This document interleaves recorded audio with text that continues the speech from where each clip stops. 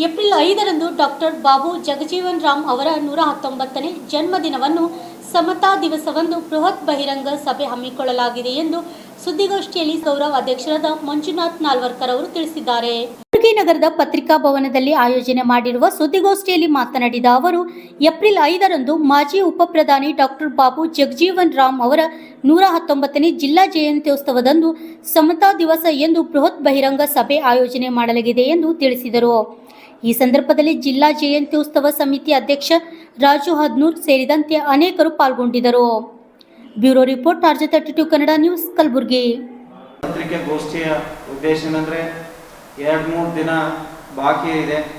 April 5ರಂದು Kalaburagi ನಗರದಲ್ಲಿ ಈಗಾಗಲೇ 119ನೇ ಜಯಂತ್ಯೋತ್ಸವದ ಪ್ರಯುಕ್ತವಾಗಿ ಸಮತಾ ದಿವಸ ಅಂತ ಹೇಳಿ ಕೇಂದ್ರ ಸರ್ಕಾರ ಘೋಷಣೆ ಮಾಡಿದೆ.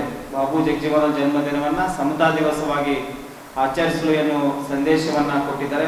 ಹಾಗಾಗಿ ಆ ಕಾರಣವಾಗಿ ಏಪ್ರಿಲ್ 5ರಂದು ಕಲಬುರಗಿ ನಗರದ ಹೃದಯವಾಗಿರುವಂತಹ ವೀರಶೈವ ಕಲ್ಯಾಣ ಮಂಟಪದಲ್ಲಿ, ಸಾರ್ವಜನಿಕ ಉದ್ಯಾನವನ ವೀರಶೈವ ಕಲ್ಯಾಣ ಮಂಟಪದಲ್ಲಿ ದೊಡ್ಡ ಮಟ್ಟದ ಬಹಿರಂಗ ಸಭೆಯನ್ನ ಆಯೋಜಿಸಲಾಗಿದೆ.